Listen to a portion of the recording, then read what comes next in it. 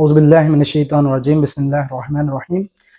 کسی بھی انسان کی زندگی پر، اس کی ذاتی زندگی پر تنقید نہیں کرنی چاہیے، لیکن ایسے نظریات جس سے وہ لوگوں کو گمراہ کر رہا ہو، اس پر تنقید کرنا فرض ہو جاتا ہے کئی موقعوں پر، کہ اس سے نوجوان نسل گمراہ ہو رہی ہوتی ہے۔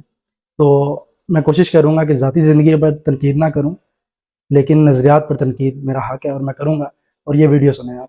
انٹرنیٹ کی ٹیکنالوجی ختم کرنی پڑے گی۔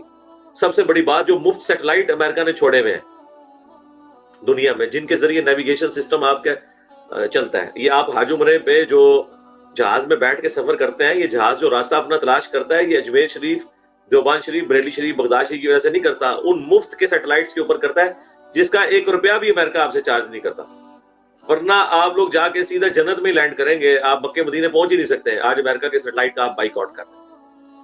یہ صاحب یہاں پہ فرما رہے ہیں کہ آپ مکے مدینے بھی نہیں جا سکتے اگر امریکہ نہ چاہے۔ اگر آپ امریکہ کا بوائکاٹ کریں، اس کے سیٹلائٹ کا بوائکاٹ کریں، تو آپ مکہ مدینے بھی نہیں جا سکتے۔ اور ان کو اتنا بھی نہیں پتا کہ سیٹلائٹ صرف امریکہ نے نہیں بھیجے ہوئے، بہت سی کنٹریز نے بھیجے ہوئے ہیں۔ تقریباً 80 کنٹریز ہیں جو کہ شامل ہیں جنہوں نے سیٹلائٹ بھیجے ہوئے ہیں، اور ان کے نزدیک امریکہ کا سیٹلائٹ یوز کرو تو آپ پیسے نہیں آپ کو پے کرنے پڑتے۔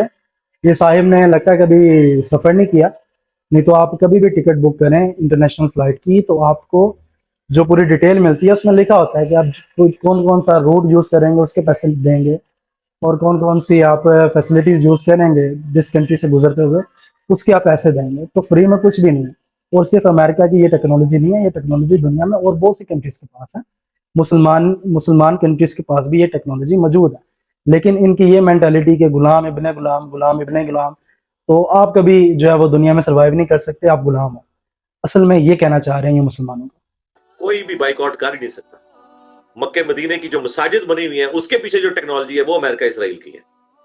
کوئی ایک چیز بھی تو آپ نے نہیں بنائی ہوئی۔ آپ دنیا میں، یعنی میں بہت بڑی بات کرنے لگا ہوں، جس طرح آپ کو اس کائنات میں ہر چیز کے پیچھے خدا نظر آتا ہے نا، سائنس کی جتنی چیزیں آپ کے سامنے انوینشن ہے نا، آپ ان کو ڈیپ کریں گے تو امریکہ اور اسرائیل ہی نظر آئیں گے آپ۔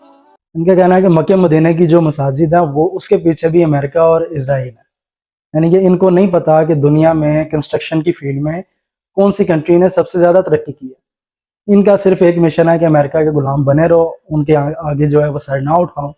ان کو نہیں پتا کہ چائنا نمبر 1 کنٹری ہے جس نے کنسٹرکشن کی فیلڈ میں مینوفیکچرنگ بھی کی ہے، اور دنیا میں کنسٹرکشن کی بھی ہے جا کے۔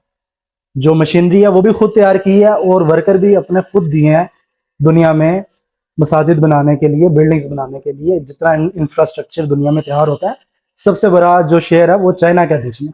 یہ 2021 کی رپورٹ ہے کہ China, Germany and Japan are the power houses of machine tool industry worldwide. کہ دنیا میں چائنا، جرمنی اور جاپان جو ہے وہ پاور ہاؤسز ہیں مشین تیار کرنے میں پوری دنیا میں، اور مشینری تیار کرنے میں بھی اور اپنے ورکر دینے میں بھی چائنا نمبر 1 ہے۔ لیکن ان کے مطابق امریکہ کی غلامی کرنا آپ پہ لازم ہے، اور آپ اس کی غلامی کریں، ان کو کوئی فرق نہیں پڑتا۔ لہٰذا پہلے تو پوری دنیا کے مسلمان اسکالر اور جذباتی علماء مل کے نا پہلے وہ لسٹ بنائے۔ مجھے لسٹ ان پروڈکٹس کی چاہیے جو میں استعمال کر سکتا ہوں، اور اس پہ قرآن کے ساتھ حلف دیں کہ یہ وہ پروڈکٹ ہے جس میں اسرائیل اور امریکہ کا کوئی دخل نہیں ہے، لہٰذا آپ یہ یوز کر سکتے ہیں۔ تے ٹائم قیامت تک دے ہوں، میں اپنی داڑھی تے ہاتھ پھیر کے بیٹھا، ٹائم قیامت تک جے اسلام دی خدمت کر دو، وہ لسٹ بنا کے دو کہ جس میں آپ یہ وثوق سے لکھیں کہ ہم حلفیہ کہہ رہے ہیں، اور اگر ہم یہ جھوٹ بولیں تو ہماری بیوی کو ایک مجلس میں 3 طلاقیں، اور جیسے مولویوں کا حنفیوں کا طریقہ واردات ہوتا ہے، اور اللہ تعالیٰ ایمان پہ موت نہ دے اگر ہم جھوٹ بول رہے ہو۔ اس کے بعد نہ وہ پروڈکٹ لکھیں، اور اس کے بعد لکھیں کہ اس کا امریکہ اور اسرائیل سے کوئی تعلق نہیں ہے۔ ایک پروڈکٹ نہیں یہ لانچ کر سکتے۔ انجینئر صاحب، یہ ساری جو لسٹ ہے نا، یہ بن چکی ہوئی ہے، یہ انٹرنیٹ پہ آپ کو مل جائے گی، اور جو فلسطین والے ہیں انہوں نے بھی لسٹ بنا کے دی ہوئی ہے کہ ان پروڈکٹس کا بائیکاٹ کریں۔ اور جو ہم بائیکاٹ کا کہتے ہیں وہ ان چیزوں کا کہتے ہیں جو کہ زائنسٹ لوبے کی چیزیں ہیں۔